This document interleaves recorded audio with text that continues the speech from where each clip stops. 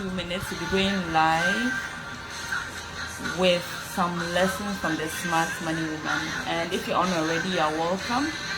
And so I hope that will be a great session. And I will pick some key lessons for each other from this book. I will be starting in 2 minutes. When it hits 7 on the dot exactly, we're getting started.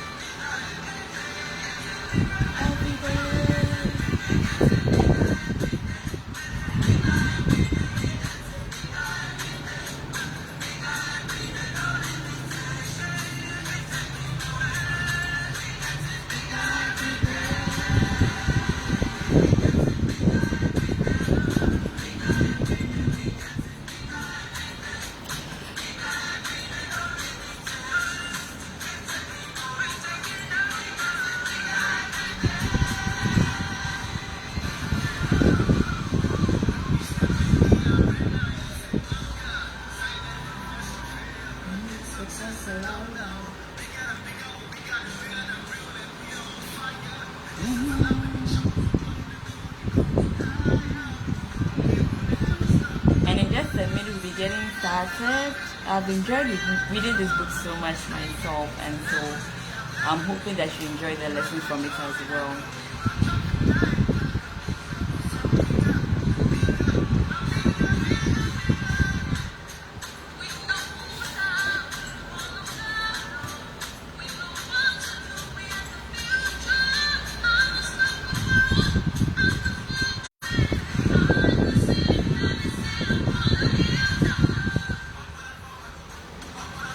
We on fire.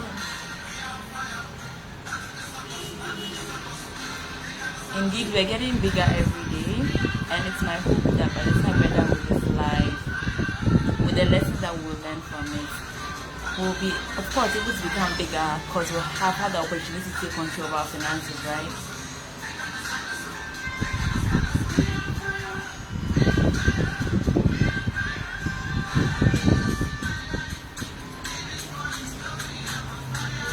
Okay, so a bit of grooving, right? Always to get started. And so in a minute, we're starting. I hope that we'll pick some lessons from this book so we can also get bigger.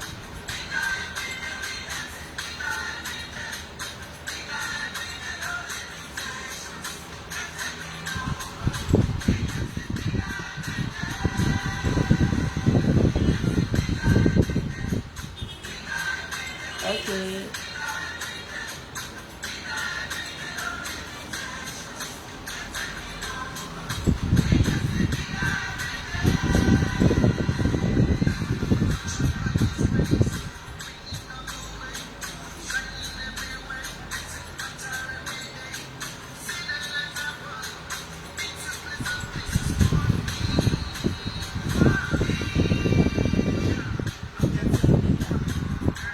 We're getting bigger together, and you know, financial independence is so important.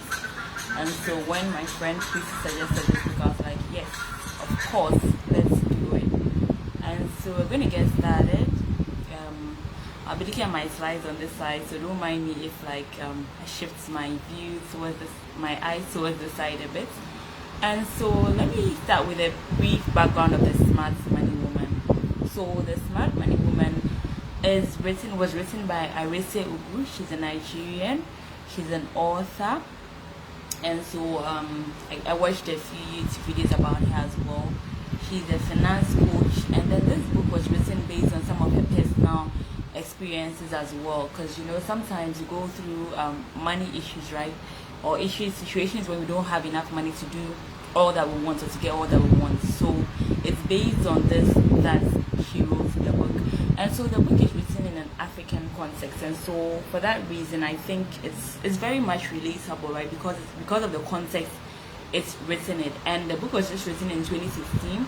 It's just 5 years on right now, so the book is still so relevant, and its lessons are very much relevant. And so let's dive into the book. So we have the main character in the book. She's called Zuri, and so the book is based around her life and the life of 4 of her friends.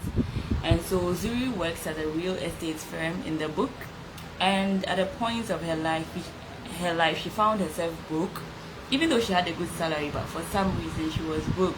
And sometimes this happens to us because, like, when we get a salary, like, oh, I have salary, I have money, but then as we go on in this book, we'll learn that the fact that we have a salary coming in doesn't mean that we have money to spend all the time, right?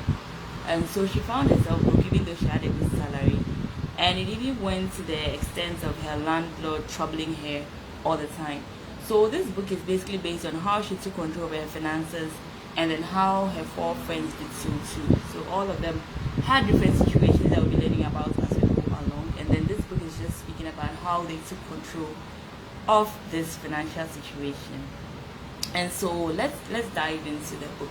So I'm going to go on to the life of her friends, and then just give a brief background about their lives, and then also take some key lessons that are picked from them as well, so that we can also learn from their lifestyles, learn from the lessons that came out of their lifestyles as well.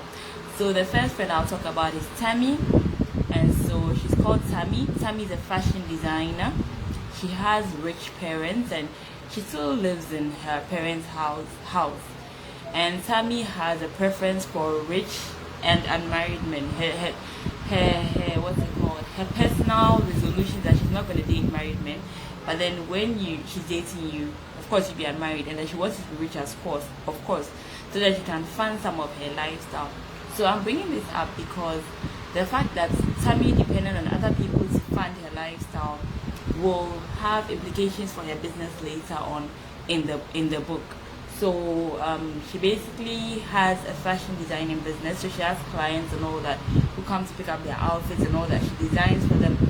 But then mainly she used to get her income flow. She wasn't really tracking her income flow.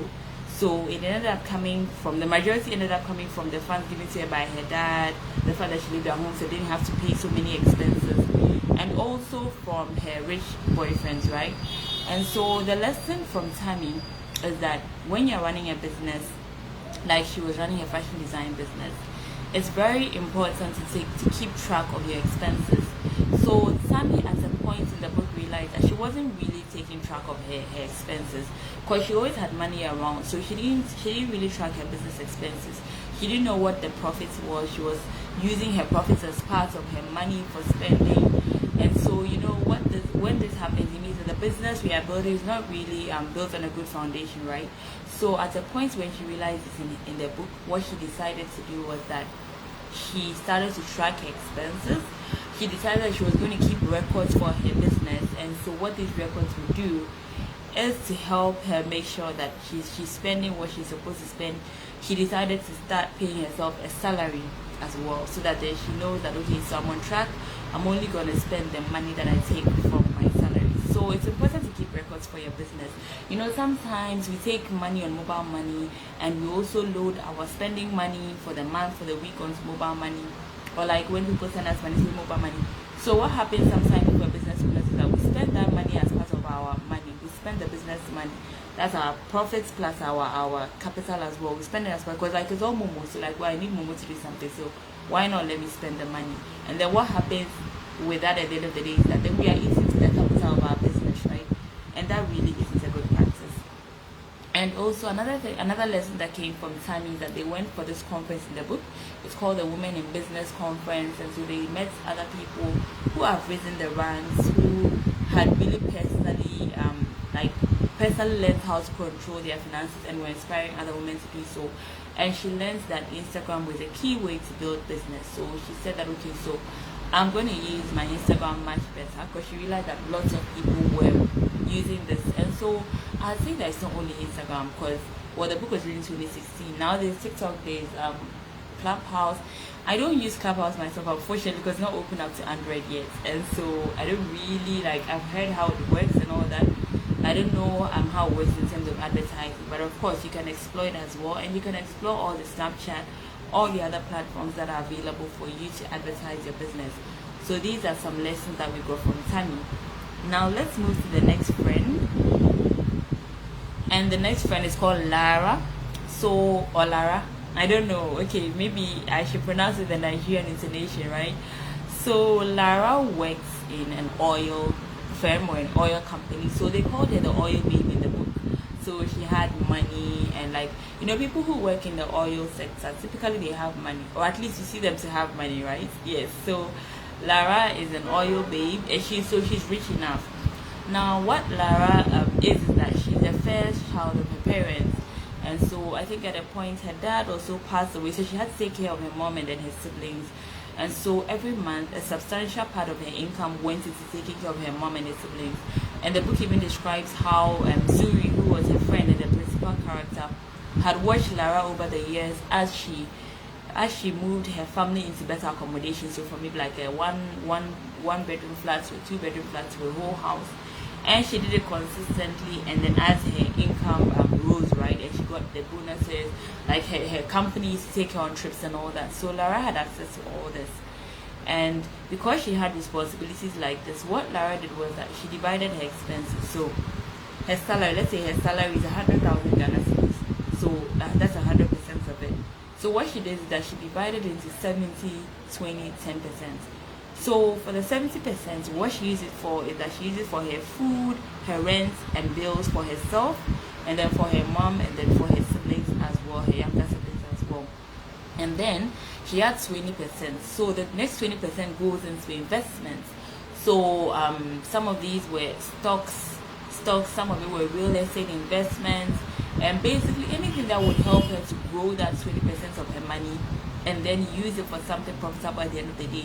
So we could use this money to buy assets at the end of the day. So assets that would provide us with passive income, like either while we're still working or when we're no longer working.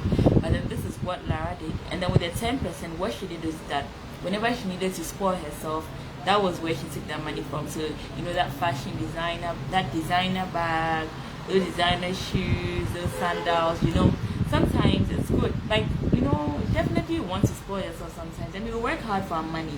And so it's important for us to spoil ourselves, take some luxury trips and all that. And so that money comes from the 10%. So that is what Lara did. So let me just recap it again. So 70% for her expenses, food, bills, rent, car and all that for herself and her family.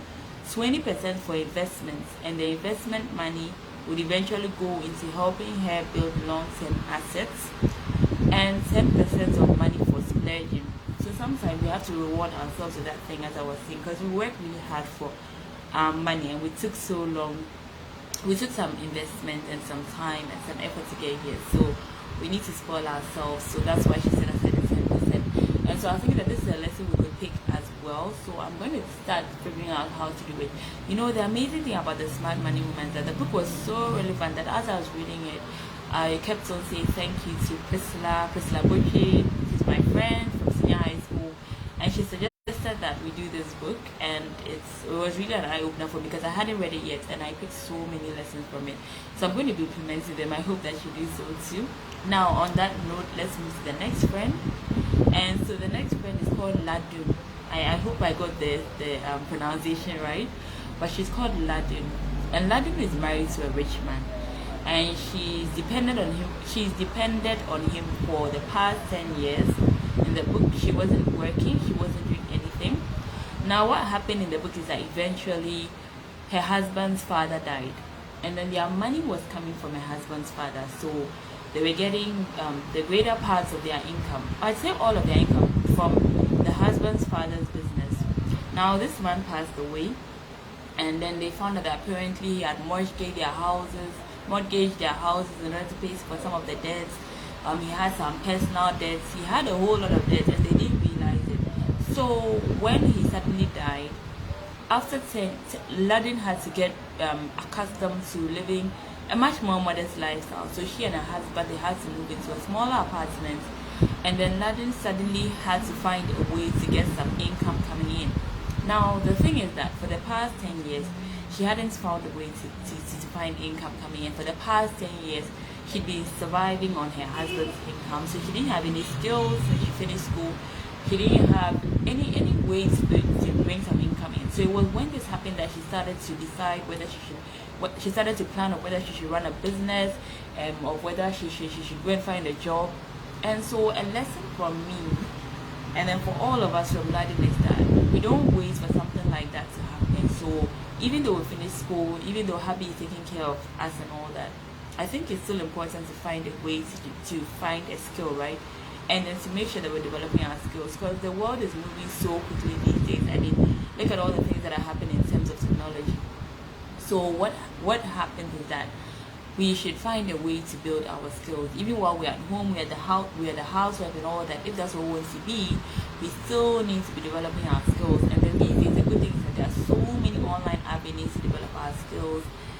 There's so many apps that we could learn from. There's YouTube. There's so much. I mean, I think literally everything can be found on YouTube.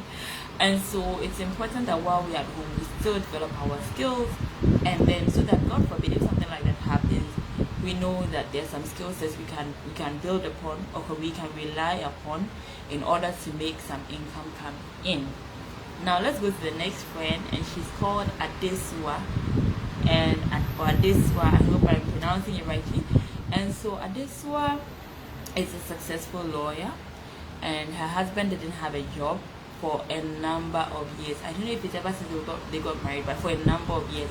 And it became an issue because her husband wasn't contributing any income to the family, and so it was all Adesua's responsibility. So all the bills, everything was on her. She even had to go to the extent of helping her hubby to build his mother's house, because he felt responsible for putting a shelter over his mother, and he didn't have an income. So Adesua had to come in and help him to do all this. And all this while hubby was he was trying to build a business, and so he kept like taking money, kept taking loans to try to build a business. Now the lesson learned from Adesua came about when her husband, who was called Soji.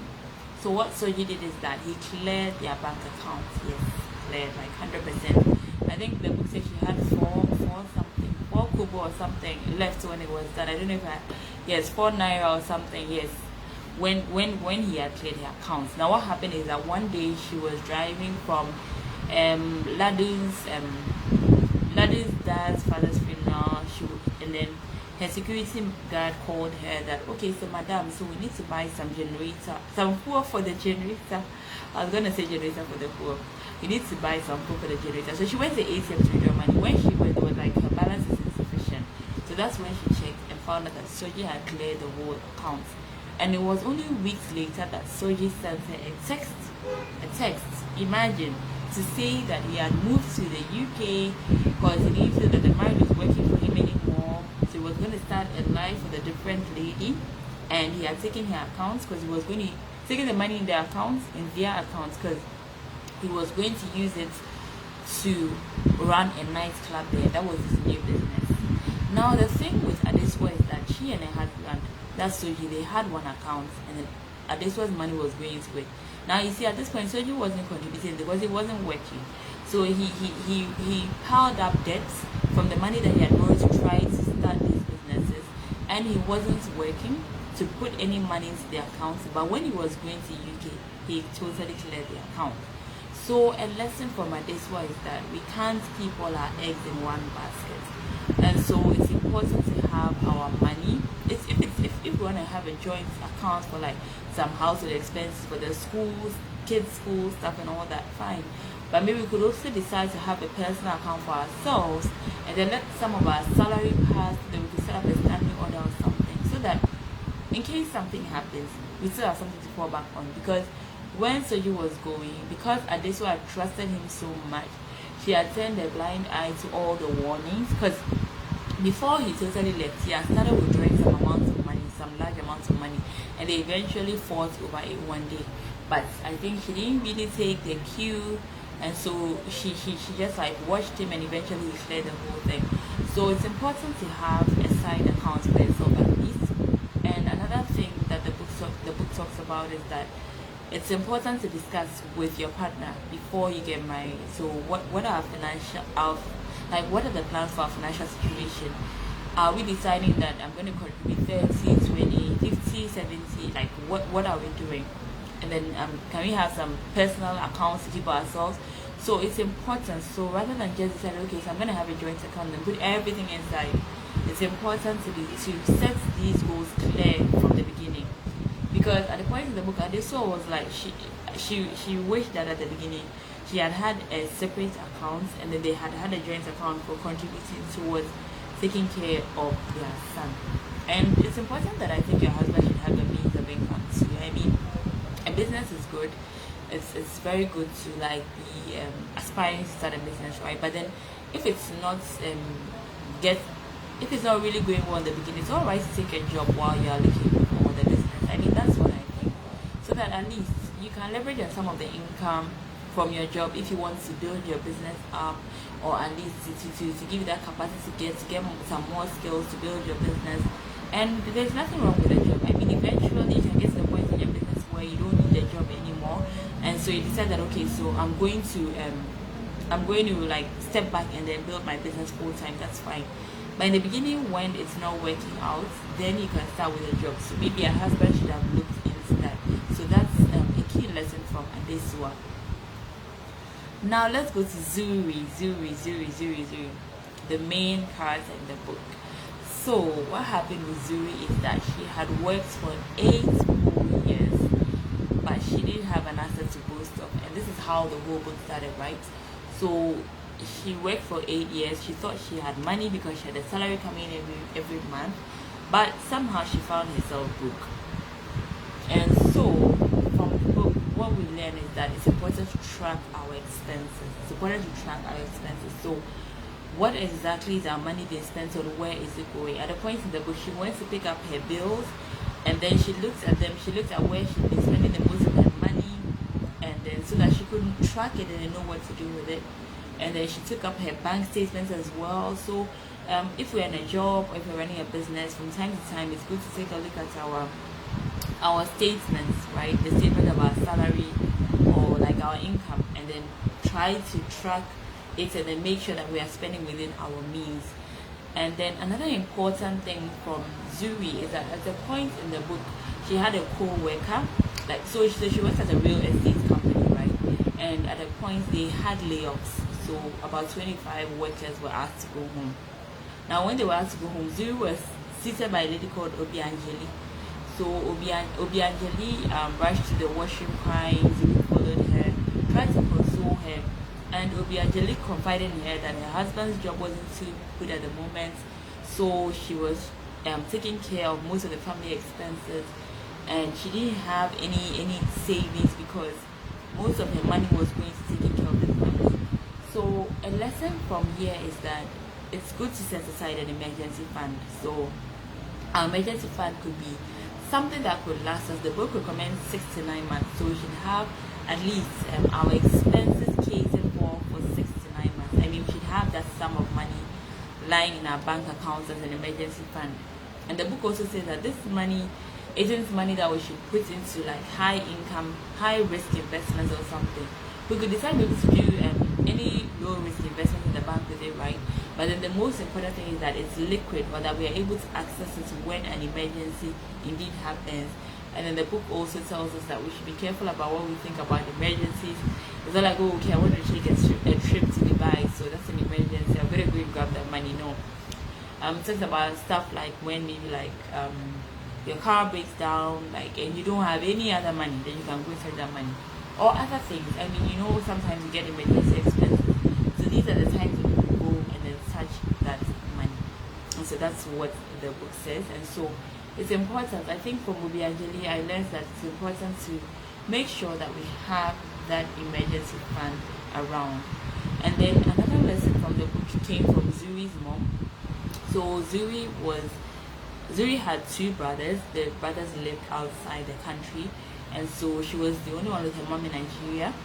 And at a point, half of Zuri's mom's house burnt down because an AC was left on at night or something. Now, when Zuri went to visit her mom over that weekend, she traveled to Benin to go and visit her mom over that weekend. What happened is that there was a lady who sells something at the market. She's a market woman. So she came to Zuri's mom to come and ask for a loan because she said that her goods hadn't been cleared. I don't know, something. So she came to ask for a loan. And Zuri was really mad in the book because she didn't know why her mother would be giving loans to people at this time, especially because her own house had burnt down and she hadn't fully fixed it yet.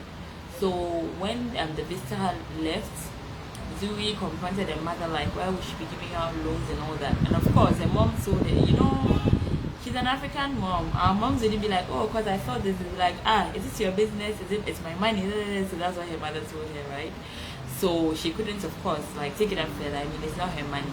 Now, a lesson from that for me is that, because a lesson for that for me is that Zuri said that her mom had done this on multiple occasions and the money wasn't paid back. So for me, that's a lesson. So when we are giving out loans, we shouldn't be in such a rush. You know, sometimes we give loans and our money doesn't come back, and then it distorts our plans for our finances. So then it becomes an issue. So we shouldn't be too quick to hand out loans. It's a very important thing as we are building our income, because sometimes or most times people will delay in paying them back. People will not pay them back. We may have to have issues with our friends because of these loans. I mean, so from Zuri's mom, I was thinking that when we have the money, it's fine to give it out, but then we shouldn't make it a practice, right? And then another thing is that from Zuri is at a point in the book, she had a mentor when she went for that conference with Tammy, and then the other girls went forward. Tammy learned about Instagram. So Zuri learned from her mentor then that it's important for her to assess her worth. So this happened when her mentor was asking her to look at what more she could do to bring in income. So she asked her to assess her worth, and then when she decided that she has so many skills that she wasn't utilizing yet in real estate. So what her mentor encouraged her to do was to go to her boss, which she did. She made a presentation to her boss of a different way that they could bring in income to her company, right? And so when she made this presentation, her boss was very much impressed, because he didn't think that Zuri would come up with these ideas, but then they have been there all along. So that's something like she discovered her worth at a point, right? She had all these amazing ideas. So her boss accepted the idea. They decided that if the idea works, Zuri would get a commission for the idea, and then she'd be paid like a higher salary. She negotiated that. And so this all comes from knowing her worth, and then knowing that she was entitled to that bigger salary she just paid off. And besides, it was on commission basis, so her boss felt comfortable with that. And so eventually she was even promoted to vice president of the company base, and that she had a higher salary base and that. So it's not like she left her job or anything to go and find an extra source of income. She was still at her job, but then she raised her value, she raised her worth, and then she was able to convince her boss to give her an extra level of income because she brought value to the company. And that's an important thing. If we want people to do things for us, we need to bring value to them, right? So it's important to discover ways in which we can bring value to people, and then of course ask for what we are with. And so I'm going to go on now to cross-cutting money lessons from the Smart Money Woman. I think we'll be ending in about 5 to 10 minutes. So before that, let me just share these cross-cutting lessons. So first of all, building wealth begins with a conscious decision. You have to decide that, okay, so I want to take control of my finances. I want to start to build wealth. So that's what the book says. You know, there's this book, Think and Grow Rich by Napoleon Hill, and it's an amazing, powerful book. It really teaches so much about our mindsets and how to get what we want. And so, an important thing to note is that building wealth begins with a conscious decision. So Napoleon Hill, that's what I said. Napoleon Hill said that everything starts with a decision, and it's very true. Because if we don't decide first that we're going to take control of our money habits, then there's like no hope. But if we decide that, okay, so this is me, I'm going to take control of my money habits, then we have hope to build better habits, right? And then another cross-cutting money lesson is that building wealth is actually about how much we keep. You know, sometimes you watch how much people are spending. Hey, that person has this car, that person gets shoes all the time, that person has nice bags, that person has that beautiful Brazilian hair, you know, like this one. Okay, just jokes, like okay, so building wealth is about how much we keep. You know, as I was saying, sometimes you look at what people are spending and we say, oh, these people are wealthy. But then Arese is teaching us in the book that it's not just about how much we are spending, people shouldn't just look at that. But then how much are you keeping at the end of the day? That's where your wealth comes from. And then it's also important to count your money. I think my screen is not looking too clear. I'm gonna try and clean my camera. It's a minute. Okay, so and another important thing is to count your money. So just as you went to pick up her bank statements and then she started to look at them to assess what her spending habits have been over the past, it's important for us also to do so. So to make sure that every month, how much are we bringing in, how much are we saving? If we want to do that 70-20-10 thing that Lara did, and which helped, so we can do that. If we have other methods, fine. But the most important thing is that we should know how much is coming in, how much is going on every month, how much we are saving towards our long-term assets as well. And another cross-cutting money list, which I found so relevant, is that we need to find 3 main objectives. So this is one that was taught by Zuri's boyfriend in the book. He was called Chola. So what he taught Zuri is that she can find 3 main objectives for her money for each year.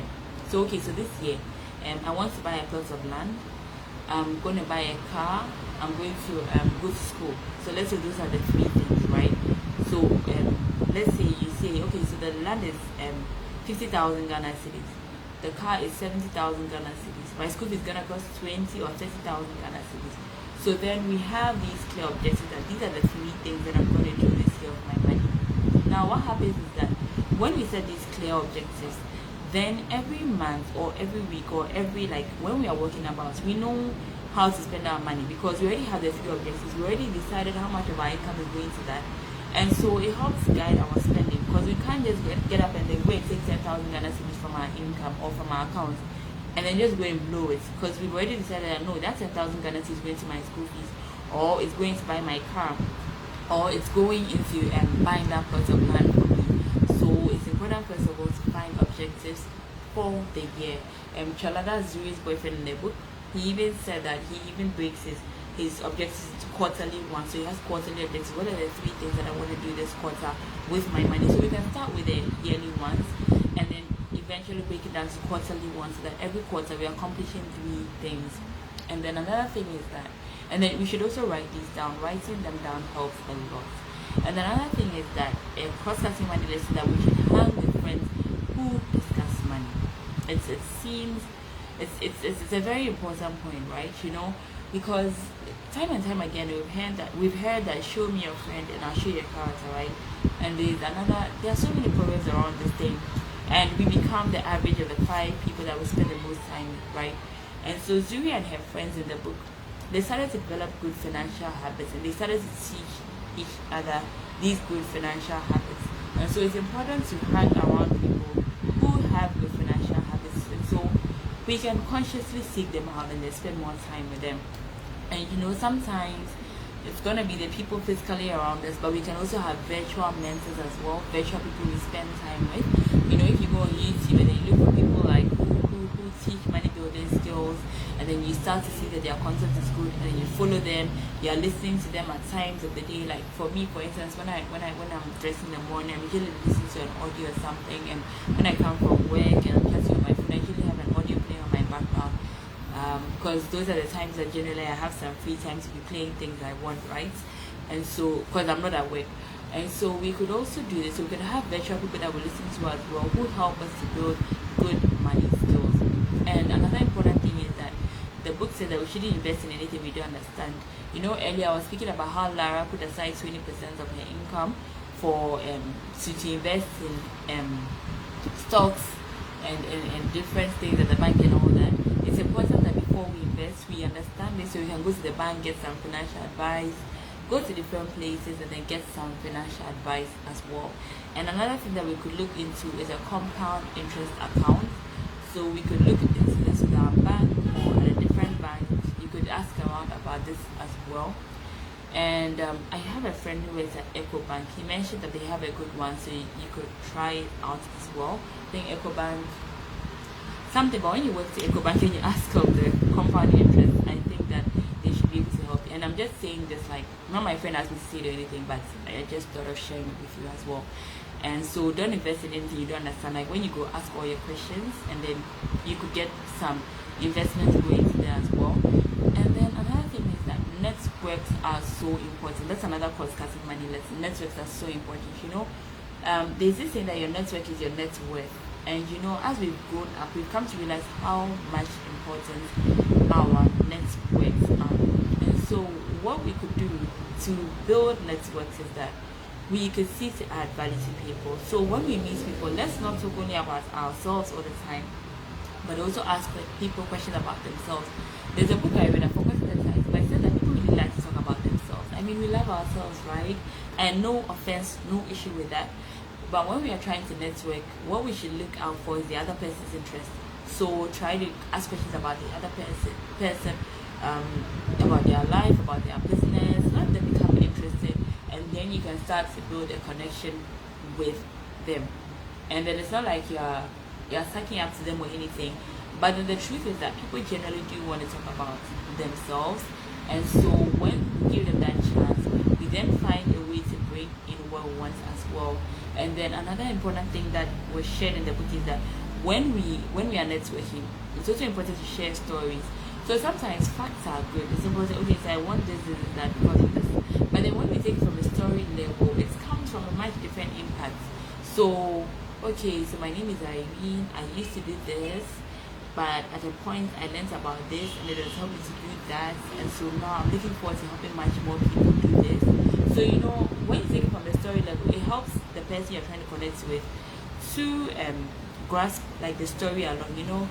Humans, we connect with stories, right? Instead of just facts all the time.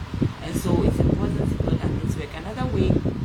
Another thing to do with networking is that let's try to find some online or offline conferences as well. It's important to network with other people who are more successful than us, so that we can also learn to get to the heights that they've gotten to as well.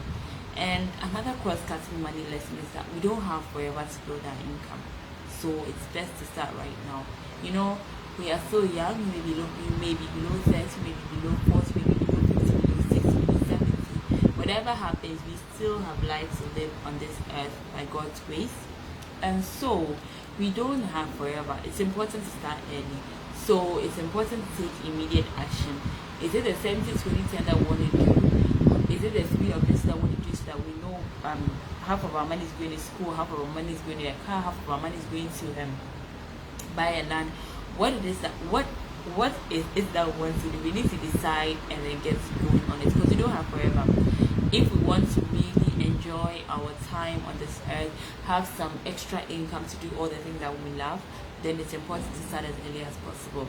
And then another important thing is to assess your money and then build a lifestyle you can maintain. So at a point in the book, Zuri had paid off all her debts, which she began in, and her boyfriend asked her to say, okay, so what car are you gonna buy? So like, okay, so I'm gonna buy like a second-hand Mercedes. And her boyfriend said that's not right. They even thought about this, because Zuri said that she didn't know why he had to tell her it's not right. So what he tried to explain to her is that the fact that she's out of debt and the fact that she has the money to buy a BMW right now doesn't mean that she has to buy one. He said that okay, she could even buy a Toyota, which parts are more affordable to keep, and so she could decide to do that instead, because the fact that she has this bulk sum of money doesn't mean that she should spend it all. So and I think it's a relevant point, right? Because you have 50,000 Ghana cedis, it doesn't mean go and spend 50,000 Ghana. Because you have 20,000, doesn't mean go and spend 20,000 Ghana cedis. So I think basically that's what he's trying to say. So assess your money, assess your income, and then build a lifestyle that you can maintain. And then monetize your skills. So in monetizing your skills, Zuri did that. She decided that she had more skills that she was getting paid for. She walked up to the manager of her company, right, and then made that presentation to him, and then he gave her the opportunity to implement it, where she eventually implemented it, and then the company had where she eventually implemented it, and then the company benefited from it, and then he gave her a pay raise. So she monetized her skills. So you and I have different skills as well. And then the book gives us some pointers for looking out for our skills as well. It says that first of all, assess the value that you can create with your skills. So what value can you create? What value can you add with your skills? And another important thing in terms of monetizing your skills is that in order to identify the skill that you could monetize, you can ask yourself, so what have people been asking me over and over again to do for them? What do my friends come to? What kind of advice do my friends ask for me? That could very well be your skill that could help your friends, and then that could bring you some cash flow as well. And then another important thing is said in terms of skills is that we should look for 10 things that we can do daily, right, to improve these skills. So how are we building our skills? Are we taking some online courses? Are we watching some free YouTube videos? What are we doing to build our skills? Because that's when we'll be able to monetize them, when we are making sure that our skills are sharp and on point all the time. And another cross-cutting money lesson is that we should limit our wants and prioritize our needs. So we want all the flashy things, the beautiful things and all that, which is fine, but it's also important to prioritize our needs so that we can save more of our money towards gathering the assets that we want to have. And so I'm going to conclude here. And so I'm going to conclude by saying that we've all made money mistakes in the past, and it's all right, because now we have this knowledge, and so it's up to us to move on now. And so it's okay. We all make mistakes. Of course, we all made money mistakes. It's fine. Let's forget about that and focus on the solutions. Focus on how we're going to build from now on. Focus on how we're going to develop ourselves from now on, so that we don't have the same money issues that we had. And the book says that the smart money woman would rather live more of the years of her life like a princess than live just a few years like a queen. And so by saying that, so like, we don't just go and blow all our money in a few years, like we live a queen life, then after that, okay, so like we are done. But we should rather live more of our lives like a princess. So what it means is that we should make smart decisions with our money, decisions that will help us to be able to sustain our lifestyles in the long term. And then the book also says a very important thing for me is that each one of us can become our own version of the smart money woman. So my saving plan doesn't have to be your saving plan. Yours doesn't have to be mine. Equia's doesn't have to be Abina's. We can all decide how to save, how to invest, how to build. It's all up to us, because all of us have different income streams. All of us have different level of responsibilities, and so all of us can decide to become our own version. Like, let's all do what works for us. The most important thing is that we are taking control of our finances, right? And then the book also says that a smart money woman is a woman whose hustle has purpose. So in defining our objectives for our money, it then gives our hustle much more purpose. And then we're able to say, okay, so this is what I want to do, this is what I want to do, this is what I want to do. I want to take a vacation here. Vacations are important. We all should plan to have them if we haven't gone already. And then we should also plan to build our assets as well, and then set, of course, our money aside for our regular expenses, our time, our bills, and then all the other regular expenses that we have as well. And another concluding point from the book is that building our net worth should be more important than building our wardrobe. So we should still splurge on ourselves. We should still buy ourselves the good things from time to time, but then we are looking at raising our net worth, which is the most important thing. So we are looking at increasing the amount of money that we put into our assets, and we are looking at so like in the long term, like we are looking at things that could bring us much more long-term income. So it's not that we are not gonna buy ourselves the designer bags and take the holidays and all that, but what it means is that we should first look at building these long-term assets, and then we can also spoil ourselves, which is very important. And so the lessons from the Smart Money Woman end here. I hope that you enjoy this session when you see it, and I hope that this has been helpful. As I said in the beginning, I learned so much while reading the book myself. And another tip, you could have a money journal as well. So you can have a small notebook where you decide to write down and like So monthly, what are your goals for your money? Like how much money do you want to bring in monthly? What are you going to do with that money? And what are your 3 main objectives for the month, for the quarter, for the year? So you can have a money journal as well. And so thank you so much for watching. And if you have any questions, please drop them in the comments when you're done watching. And I'm thinking that we could do this again next month if you'd like. And if there's any book that you'd like us to go through like this, please drop the book in the comment section as well, and then we could definitely plan and then have a session like this so that you could just get like the main points from the book.